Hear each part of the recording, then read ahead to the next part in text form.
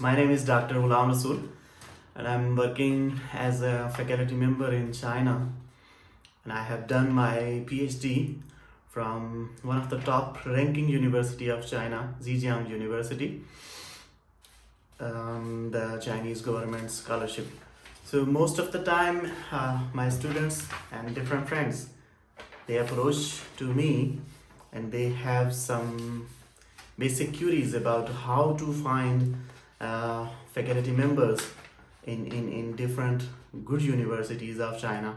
So I have enlisted some points which can help you that how to find faculty members of your field, your major, and how to contact them. So some tips I'm going to tell you today. First of all, what do you need, that how to select the universities. So the most simple and very easily accessible information is the QS ranking. So just list out the universities according to the QS ranking. Say you want to enlist top 200 universities, those universities which are in the top 200 universities of the world, just enlist them. And you can also follow the Shanghai ranking. So QS world ranking is also okay, Shanghai ranking is also okay.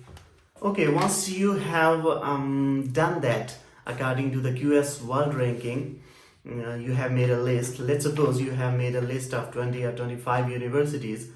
Now pick up the top 3 universities out of that list which you have just made within China. Now pick up the top 3 or 4 universities of your choice according to your research abilities, according to your environment and circumstances. You can select top 3 or 4 universities. And the next step is that you have to go on Google and write down the name of that university which you have just short listed, and go find their website.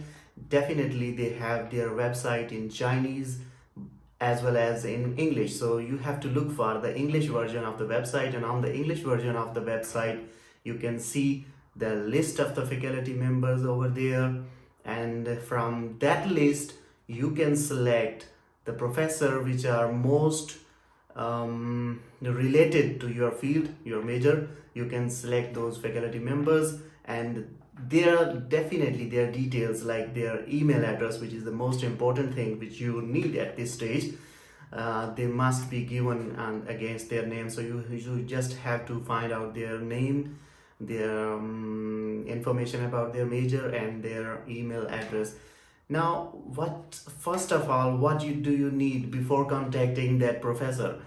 You must check that whether the area of specialization, the research area of that professor, is related to your previous work. What you have done in your masters. You must check this thing. I personally know many students, like I receive emails from some students, and for example, recently I received an email from a student who is from computer science, and he just told me that in the email that I have gone through your profile and I have seen that your research is quite similar to my areas of specialization, and he listed his areas of specialization totally in the computer science, while I am working in mathematics, applied mathematics. Where is applied mathematics and where is that computer science? So there is no need, like this is not a good thing. So the professor, sometimes when they read this kind of email, like I'm not a senior professor, I'm just a beginner in this field. Still, when I read that email, I become so awkward to read that. And what is this research? What the student is doing this kind of a research before contacting a professor? One important thing is I personally know many students who are doing PhD in China. They are facing the problem of Chinese language. They didn't know when they were applying to China, they didn't know that they are applying for a PhD degree which is actually meant in Chinese language. So in that case, when you do not figure out this important thing, then what happens? You whether it is mistakenly or whatever it is, you select a Chinese based PhD degree, and when you enter into China, you have to study the Chinese language first, and that is some kind of like, that is not your priority.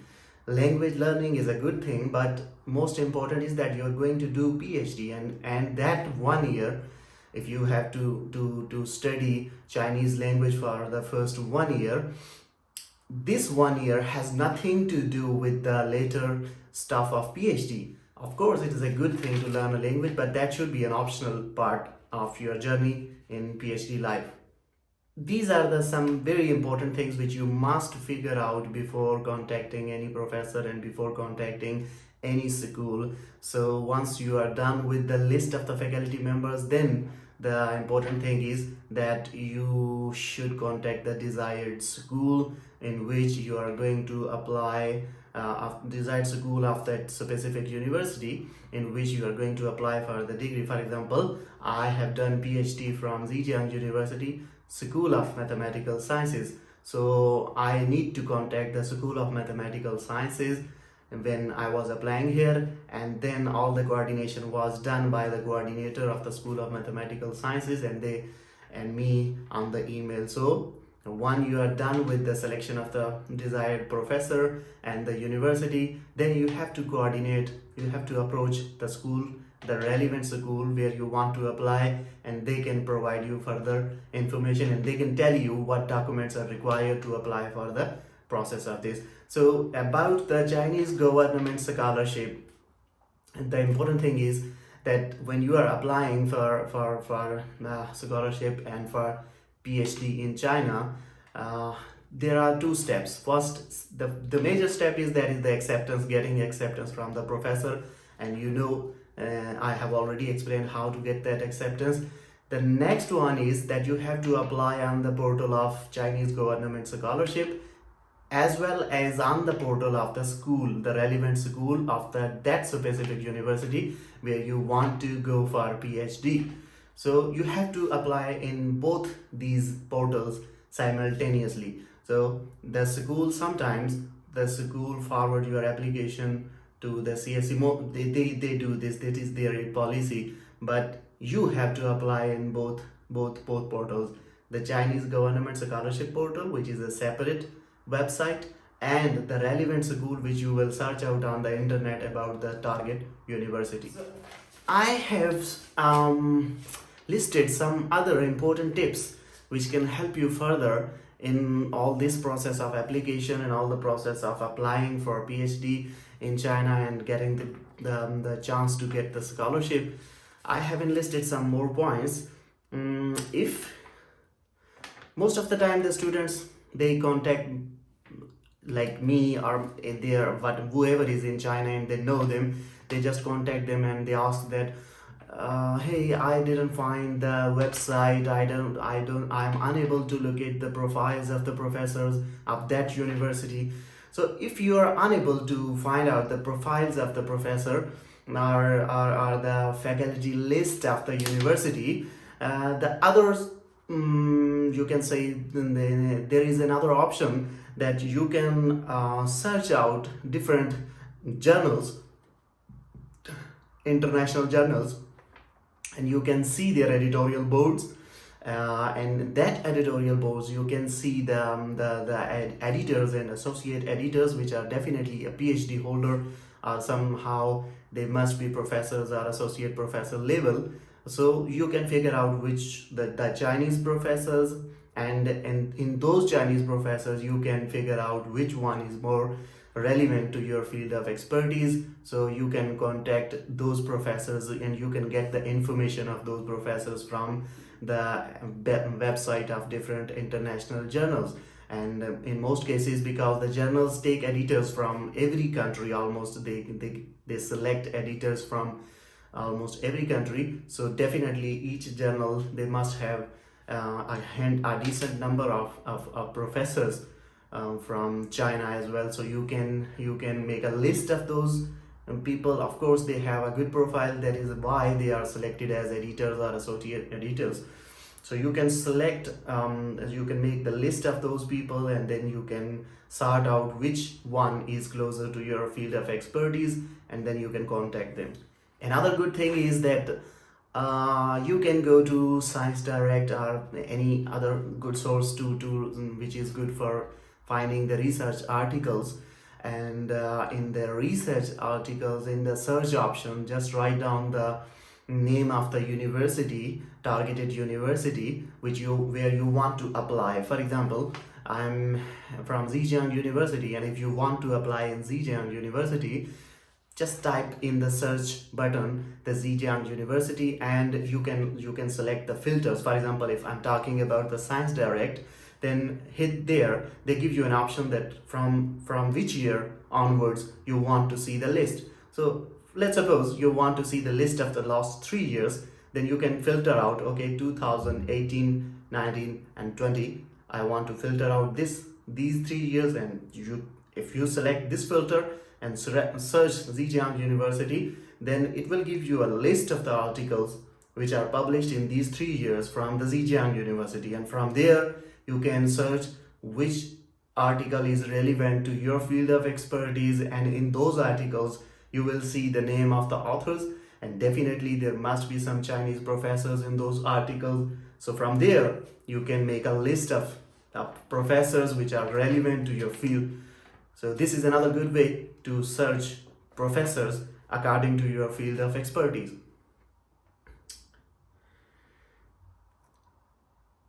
Similar option is you have ResearchGate or Google Scholar.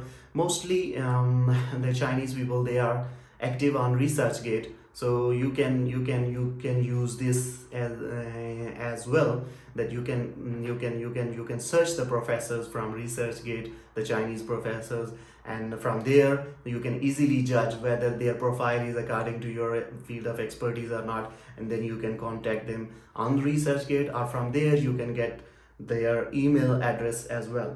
Finally, one important thing is that you must know how to write an email to a professor. So in the next session I would like to give you some good tips on how to write a good email to professors. So we'll come up with with the structure of email, how to write a good decent email. Since in this time, this is the duration of apply for the Chinese government scholarship, and if you don't have any acceptance, you have a little time left and you can try hard to get an acceptance from a professor, which is the key factor to get enrollment in PhD in China and to get the scholarship, fully funded scholarship. So I would like to go in detail about how to write a good decent email to get an acceptance in the next video. So see you in the next video. Take care.